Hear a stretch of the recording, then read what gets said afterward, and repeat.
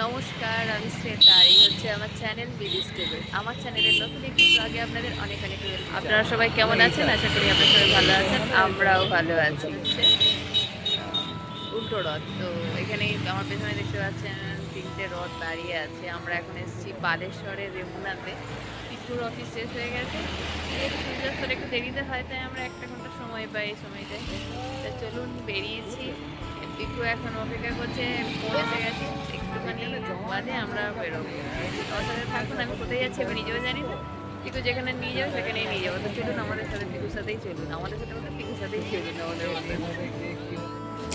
এই হচ্ছে নীলগিরি, সেই পাহাড়টা যাকে আমরা ছুঁতে পারিনি। যেখানেই যাচ্ছি একেই দেখতে পাই আর মনটা খচখচ করে যে আমি ছুঁতে পারিনি।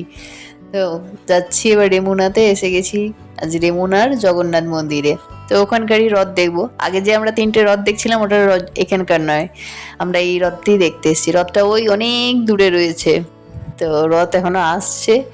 আমরা একটু সামনে গিয়ে রথকে দেখে এসেছি, এসে তারপর পিকু বললো চলো রথের দিকে আসতে অনেক দেরি আছে, ততক্ষণ আমরা একটু মন্দির চত্বরটা ঘুরি। মন্দির চত্বরটা এতই বড়, অনেক মানুষ এসছে কিন্তু কারো ধাক্কাধাক্কি হচ্ছে না।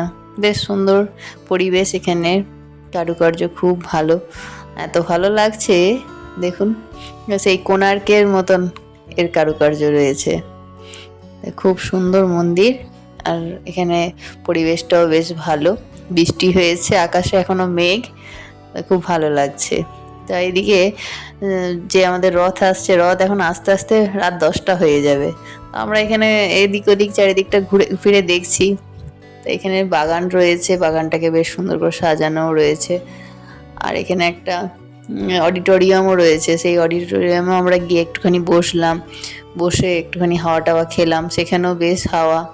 এই যে এত বড় অডিটোরিয়াম রয়েছে, এখানে হয়তো উৎসব অনুষ্ঠান হয়ে থাকে, তা বেশ ভালো।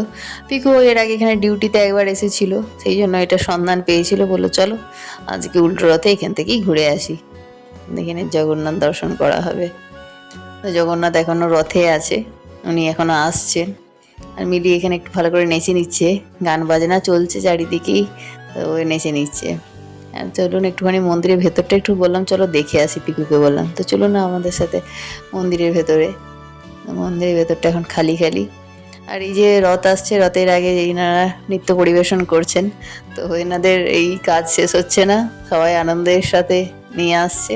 তো ওই জন্যই আজকে অনেক লেট হবে রথ ভেতরে ঢুকতে। আমরা এই মন্দিরের ভেতর থেকেই এনাদের নাচ গান দেখছিলাম। তো চলুন আজকের ব্লগটা এখানেই শেষ করছি, আপনাদের সাথে আবার দেখা হবে নেক্সট একটা ব্লগে। ততক্ষণ পর্যন্ত টাটা, বাই বাই। সবাই ভালো থাকবেন, সুস্থ থাকবেন, আমার সাথে থাকবেন, আমার পাশে থাকবেন।